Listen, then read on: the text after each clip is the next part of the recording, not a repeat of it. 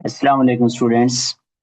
आज हम डिस्कस करेंगे एक्सरसाइज 1.2 और इसका क्वेश्चन नंबर 1। अब क्वेश्चन नंबर 1 हमारे पास क्या है? Simplify and write in the form of a plus B iota. It's mean हमने क्वेश्चन को सिंप्लीफाई करना है और सिंप्लीफिकेशन के बाद जो आंसर है वो हमारे पास किस फॉर्म में आना चाहिए? a प्लस आयोटा बी या बी आयोटा की फॉर्म में आना चाहिए। ठीक है, तो हम फर्स्ट पार्ट डिस्कस करते हैं। फर्स्ट पार्ट क्या है? 2 + 5 एओटा प्लस 3 - जी एओटा। अब इसमें देखिए रियल पार्ट 2 है, इमेजिनरी पार्ट 5 है। अब इसमें रियल पार्ट क्या है? 3 और इमेजिनरी पार्ट क्या है? -जी। हमने फर्स्ट ऑफ ऑल क्या किया, ये जो इनके लॉन्ग ब्रैकेट्स थी इनको हमने खत्म कर दिया। यहाँ पे क्या आ गया? 2 + 5 एओटा और यहाँ पे क्या आ गया? 3 - जी एओटा। अब यहाँ पे 2 भी रियल है, यहाँ पे 3 भी रियल है। तो हमने क्या किया, हमने इन दोनों को कंबाइन लिख दिया। मीन हमने इसको क्या लिख दिया? 2 + 3। बाकी हमारे पास क्या रह गया? 5 एओटा और यहाँ पे क्या रह गया? -जी एओटा। तो हमने इन दोनों को लिख लिया +5 एओटा -जी एओटा। अब यहाँ पे 2 और 3 कितना होता है? 5। अब ये जो दो टर्म्स है 5 एओटा -जी एओटा, इन दोनों टर्म में से क्या कॉमन आ रहा है? एओटा। तो जब हमने एओटा कॉमन लिया तो रिमेनिंग हमारे पास फिर क्या रह जाएगा? 5 -जी एओटा। अब हमने जो अपना आंसर लिखना था वो हमने किस फॉर्म में लिखना था? a प्लस बी एओटा की फॉर्म में या a प्लस एओटा बी की फॉर्म में। ठीक है, तो यहाँ पे देखें अब a की जगह पे क्या आ गया है? 5 और b की जगह पे हमारे पास क्या आ गया? 5 - जी। क्योंकि हमने डेफिनेशन में ये डिस्कस किया था कि हमारे पास जो a और b हैं वो क्या कौन से नंबर होते हैं? वो रियल नंबर हैं। ठीक है, अब जिस फॉर्म में हमने अपना आंसर लिखना था उस फॉर्म में हमारे पास आंसर आ गया है। अब हम इसका सेकंड पार्ट डिस्कस करेंगे और सेकंड पार्ट हमारे पास क्या है? 16 - 3 एओटा प्लस 9 प्लस 2 एओटा। अब सेम एज इट जिस तरह हमने इसका फर्स्ट पार्ट डिस्कस किया है इसी तरह हम इसका सेकंड पार्ट भी डिस्कस करेंगे। अब पहला स्टेप क्या है? पहले स्टेप में हमने ब्रैकेट खत्म करनी है। ठीक है, अब देखिए फर्स्ट टाइम में हम क्या करेंगे? इसकी ब्रैकेट सॉल्व करेंगे। उसके बाद नेक्स्ट हम देखते हैं कि इसमें हमने क्या करना है। ठीक है, अब पहले स्टेप में हमने क्या कर दिया? ब्रैकेट खत्म कर दी। अब इसमें अगर आप देखें तो 16 रियल है और इसके साथ कौन सा नंबर रियल है? 9। हमने क्या किया? हमने इन दोनों को आपस में कंबाइन कर दिया, मीन लिख दिया 16 + 9। अब रिमेनिंग ये हमारे पास इमेजिनरी है और ये हमारे पास इमेजिनरी है। ठीक है, अब हमने इन दोनों को कंबाइन करके लिख लिया -3 एओटा प्लस 2 एओटा। अब 16 + 9 कितना होता है? 25। अब इन दोनों टर्म में अब अगर आप देखें आयोटा आप कॉमन भी ले सकते हैं। अगर आप कॉमन ना ले तो दोनों का जो कोफिशिएंट है मीन दोनों के साथ आयोटा है तो -3 आयोटा प्लस 2 आयोटा हमारे पास जो रिमेनिंग रह जाएगा वो क्या आ जाएगा? Minus iota. अब आयोटा का कोफिशिएंट यहाँ पे 1 आएगा, 1 हम लिखते नहीं है तो इसलिए हमने यहाँ पे क्या लिख दिया? 25 माइनस आयोटा। ए और बी दोबारा एक्सप्लेन कर देता हूँ कि यहाँ पे रियल नंबर होते हैं, उनकी वैल्यू कुछ भी हो सकती है। अब इस पार्ट के अंदर ए की वैल्यू हम जो कंसीडर करेंगे वो क्या कंसीडर करेंगे? 25। और क्योंकि यहाँ पे इसका कोफिशिएंट नहीं है तो इसका मतलब इसका कोफिशिएंट 1 है, तो इट्स मीन बी की जो वैल्यू है वो यहाँ पे क्या कंसीडर करेंगे? -1। अब हम थर्ड पार्ट डिस्कस करते हैं। थर्ड पार्ट क्या है? 9 - 2 aorta minus into 7 - 3 aorta. Same उसी तरह अब यहाँ पे सिर्फ एक चेंज आएगा क्योंकि फर्स्ट दोनों पार्ट के अंदर पॉजिटिव का साइन था, यहाँ पे कौन सा साइन है? नेगेटिव का। तो ये जो नेगेटिव का साइन है ये क्या होगा? मल्टीप्लाई होगा। अब जब हम इस नेगेटिव को मल्टीप्लाई करेंगे तो प्लस माइनस -7 आ जाएगा और ये माइनस और ये माइनस, जब ये दोनों आपस में मल्टीप्लाई होंगे तो माइनस माइनस क्या हो जाएगा? प्लस हो जाएगा। ठीक है, अब यहाँ पे रियल नंबर्स कौन से हैं? 9 एंड -7। तो 9 - 7 को कंबाइन लिख दिया और -2 एओटा प्लस 3 एओटा। तो 9 - 7 कितना आएगा? 2 और -2 एओटा प्लस 3 एओटा हमारे पास क्या आ जाएगा? Positive aorta. ठीक है, तो इस तरह हमारा ये पार्ट कंप्लीट हुआ। अब इसी तरह हम इसका पार्ट नंबर 4 डिस्कस करते हैं। अब पार्ट नंबर 4 हमारे पास क्या है? पार्ट नंबर 4 है 11 + 9 एओटा माइनस इंटू 9 -7 एओटा। अब सेम एज इट जैसे हमने थर्ड पार्ट डिस्कस किया है इसी तरह हम क्या करेंगे? फोर्थ पार्ट कॉपी करेंगे। तो पहले स्टेप में हमने क्या करना है, ब्रैकेट खत्म करनी है, लेकिन यहाँ पे क्या है, माइनस का साइन है, तो इसलिए हम माइनस को क्या कर देंगे आपस में, अंदर अंदर वाले टर्म के साथ इसको हम क्या कर देंगे, मल्टीप्लाई। अब देखें, ये माइनस था, ये जब 9 से मल्टीप्लाई होगा तो क्या हो जाएगा, -9। और ये माइनस जब इस माइनस से मल्टीप्लाई होगा तो ये किस में चेंज हो जाएगा, प्लस में। तो माइनस माइनस क्या हो जाएगा, +7 होता। अब यहाँ पे रियल नंबर क्या है, 11 और 9, इन दोनों को कंबाइन लिख दिया, 11 माइनस 9। और इमेजिनरी कौन से थे, 9 एंड 7, तो इन दोनों को हमने कंबाइन लिख दिया, 9 प्लस 7। तो अब 11 माइनस 9 कितना होता है, 2। और 9 प्लस 7 हमारे पास क्या आ जाएगा, 16। तो हमने जिस फॉर्म में आंसर लिखना था उस फॉर्म में हमारे पास आंसर आ गया। अब हम इसका नेक्स्ट पार्ट डिस्कस करते हैं, और नेक्स्ट पार्ट हमारे पास क्या है, पार्ट नंबर 5। ठीक है, अब पार्ट नंबर 5 में हम देखते हैं कि हमारे पास वो किस फॉर्म में है। Part number 5। अब पार्ट नंबर 5 क्या है, अब पहले हमने जो चारों पार्ट किए, पहले दो पार्ट के अंदर पॉजिटिव का साइन था, और अब जो पांचवा पार्ट हम कर रहे हैं इसमें क्या है, सॉरी, पहले दोनों पार्ट में पॉजिटिव साइन था, दूसरे दोनों पार्ट में नेगेटिव साइन था। अब जो हम फिफ्थ पार्ट कर रहे हैं, ये दोनों आपस में क्या हो रही हैं, टर्म्स आपस में मल्टीप्लाई हो रही हैं। ठीक है, तो अब हम सबसे पहले क्या करेंगे, इनको मल्टीप्लाई, मल्टीप्लिकेशन के बाद देखेंगे कि हम इसको सिंप्लीफाई कैसे कर सकते हैं। अब देखें, इन दोनों टर्म्स को हमने आपस में क्या करना है, मल्टीप्लाई। तो पहले स्टेप में क्या होगा, हम ये 3 कंसीडर करेंगे और इसको हम मल्टीप्लाई कर देंगे किससे, 2 - 3 से। ठीक है, फिर हम किसको कंसीडर करेंगे, 4 को, और इसको हम मल्टीप्लाई कर देंगे किसके साथ, 2 - 3 के साथ। तो यहाँ पे हमने 3 लिया और इसको हमने मल्टीप्लाई किससे किया, 2 - 3 से। फिर दरमियान में प्लस, और यहाँ पे हमने क्या ले लिया, 4 इसको हम मल्टीप्लाई करेंगे किससे, 2 - 3 से। अब यहाँ पे क्या आएगा, 3 2 6 और 3 3 9। यहाँ पे 4 2 8। अब यहाँ पे प्लस है और यहाँ पे क्या है, माइनस। तो प्लस माइनस यहाँ पे माइनस आ जाएगा। 4 को जब हम 3 से मल्टीप्लाई करेंगे तो क्या बन जाएगा, 12 स्क्वायर। अब एयोटा स्क्वायर की वैल्यू हमें पता है कि क्या होती है, -1। तो इसकी जगह हमने क्या रिप्लेस कर दिया, -1। अब यहाँ पे क्या आ गया, 6 - अब ये जो माइनस थी, ये जब इस माइनस से मल्टीप्लाई होगी तो ये किस में चेंज हो जाएगा, प्लस में। तो अब यहाँ पे रियल नंबर कौन से आ गए, 6 + 12, और माइनस आयोटा हमने एज ए लिख दिया। तो 6 + 12 क्या होता है, 18। 18 माइनस आयोटा। तो इस तरह हमारा ये 5 पार्ट कंप्लीट हुआ। अब फर्दर हम डिस्कस करते हैं पार्ट नंबर 6। अब जैसे हमने पार्ट नंबर 5 को आपस में मल्टीप्लाई किया, सेम इसी तरह हम क्या करेंगे, पार्ट नंबर 6 को भी आपस में मल्टीप्लाई करेंगे। ठीक है, अब देखें पार्ट नंबर 6। अब पार्ट नंबर 6 में भी हमने क्या करनी है, मल्टीप्लिकेशन। तो मल्टीप्लिकेशन मैंने आपको ऑलरेडी मेथड बताया है। अब यहाँ से हम क्या करेंगे, पहले 5 कंसीडर करेंगे, इसको हम मल्टीप्लाई किससे करेंगे, 3 - 4 से। फिर हम यहाँ से -2 कंसीडर करेंगे और इसको फिर किससे मल्टीप्लाई करेंगे, 3 - 4 से। ठीक है, अब यहाँ पे मैं 5 लिया, इसको हमने मल्टीप्लाई कर दिया 3 - 4 से। और इसी तरह हमने यहाँ पे -2 लिया और इसको हमने मल्टीप्लाई कर दिया 3 - 4 से। अब 5 3 कितना होता है, 15। 5 को 4 से मल्टीप्लाई किया तो क्या आ गया, 20, -20 और -2 को जब 3 से मल्टीप्लाई करेंगे तो क्या बन जाएगा, -6। और माइनस माइनस क्या होता है, प्लस। तो ये क्या हो जाएगा, 4 2 8 स्क्वायर। ठीक है, अब -20 और -6 तो इसको जब हमने कंबाइन किया, ये कितना बन गया, -26।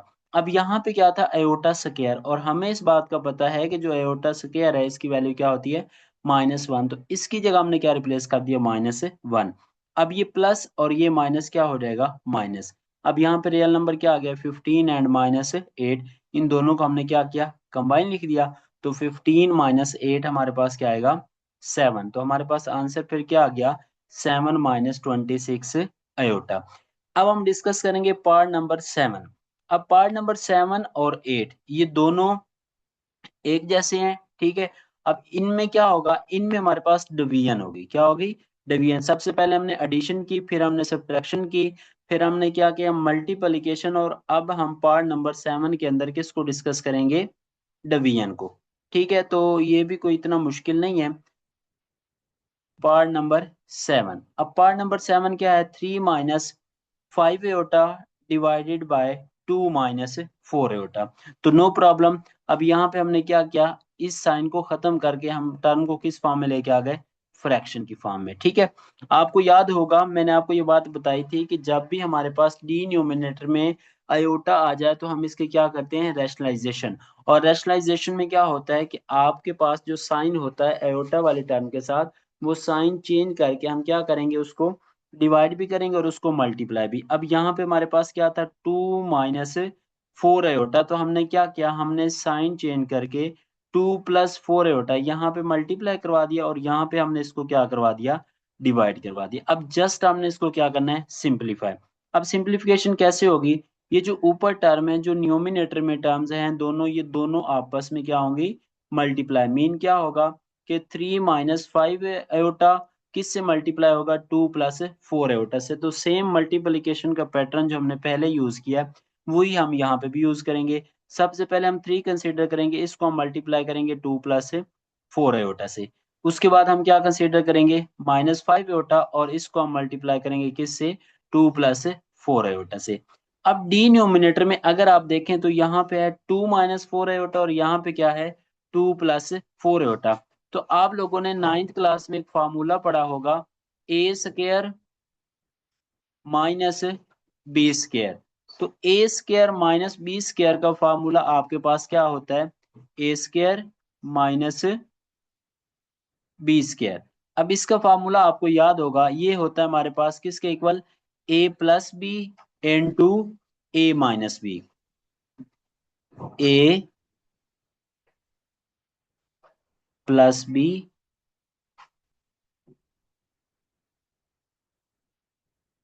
और इंटू क्या आएगा, A - B। ठीक है, अब हमारे पास जो टर्म बन रही है वो हमारे पास बन रही है A + B into A - B। तो हमने क्या करना है, इट्स मीन ये टर्म हमारे पास एक साइड बनी हुई है। मीन अब हमारे पास ये जो क्वेश्चन है इसमें हमारे पास है A - B A + B। It's mean ये हमारे पास ये साइड मौजूद है। अगर ये साइड मौजूद है तो ये किसके इक्वल है, ये इक्वल है A² - B² के। तो हम क्या कर सकते हैं, हम इसको रिप्लेस कर सकते हैं। मीन A + B की जगह हम क्या लिख सकते हैं, A + B into A - B की जगह हम रिप्लेस कर सकते हैं A² - B²। तो हमने क्या किया, हमने इसको कंबाइन किया और यहाँ पे A की जगह पे 2 था, B की जगह पे क्या था, -4 एयोटा। तो यहाँ पे क्या आ गया, A का स्क्वायर माइनस क्या आ जाएगा, B का स्क्वायर। ठीक है, अब हम इसको सिंप्लीफाई करेंगे तो पहले 3 को 2 से मल्टीप्लाई किया, क्या बन गया 6। फिर 3 को हमने 4 एयोटा से मल्टीप्लाई किया तो क्या बन गया 12 एयोटा। फिर -5 एयोटा को जब 2 से मल्टीप्लाई किया तो क्या बन गया -10 एयोटा। -5 एयोटा को जब हम +4 एयोटा से मल्टीप्लाई करेंगे तो क्या बन जाएगा -20 एयोटा स्क्वायर। और जब हमने इसको ओपन किया तो 2 का स्क्वायर कितना होता है 4, और 4 एयोटा होल का स्क्वायर क्या बन जाएगा 16 एयोटा स्क्वायर। अब हम इसमें क्या करेंगे, यहाँ पे एयोटा स्क्वायर है इसकी जगह -1 रिप्लेस करेंगे, और यहाँ पे एयोटा स्क्वायर है इसकी जगह हम क्या करेंगे, -1 रिप्लेस करेंगे, और इसको हम क्या कर लेंगे, सिंप्लीफाई कर लेंगे। ठीक है, और ऊपर हमारे पास न्यूमिनेटर में जो इमेजिनरी पार्ट है, मीन जिनके साथ अयोटा है, वो हमारे पास क्या है, 12 अयोटा -10 अयोटा। तो 12 अयोटा से जब हम -10 अयोटा करेंगे तो बाकी हमारे पास क्या रह जाएगा, प्लस का 2 अयोटा। ये देखें, ये अब यहाँ पे क्या आ गया हमारे पास, यहाँ पे हमारे पास आ गया जी, हमने रिप्लेसमेंट की थी अयोटा स्क्वायर की जगह, यहाँ पे भी -1 आ गया, और डी न्यूमिनेटर में अयोटा स्क्वायर की जगह पे यहाँ पे भी -1 आ गया। ठीक है, अब यहाँ पे क्या होगा, 12 अयोटा -10 अयोटा था तो उसकी जगह पे ये क्या आ गया 2 अयोटा। अब ये माइनस और ये माइनस जब मल्टीप्लाई होंगे तो क्या हो जाएंगे प्लस। सेम इसी तरह ये माइनस और ये माइनस जब मल्टीप्लाई होंगे तो ये भी आपस में क्या हो जाएंगे, प्लस। तो अब ऊपर जो रियल पार्ट था, रियल नंबर बन गया वो 6 और 20, और डी न्यूमिनेटर में 4 + 16 क्या आ गया 20। अब यहाँ पे ऐड करने से क्या बन गया 26 + 2 ओवर 20। अब देखिए, ये जो हमारे पास न्यूमिनेटर में टर्म है 26 + 2 अयोटा, इसमें से 2 क्या आता है कॉमन, तो हमने यहाँ पे ये 2 कॉमन ले लिया। अब क्योंकि 26 में से अगर हम 2 कॉमन लें तो आंसर क्या आता है 13, और 2 अयोटा था तो 2 हमने कॉमन ले लिया, जस्ट यहाँ पे क्या रह जाएगा अयोटा। अब इस 2 को हमने कैंसिल कर दिया, जो हमारे पास न्यूमिनेटर में 20 था, तो इसको कैंसिल करने से हमारे पास क्या आ गया 10। इसका मतलब अब डी न्यूमिनेटर में क्या रह गया 10, और न्यूमिनेटर में क्या आ गया 13 प्लस अयोटा।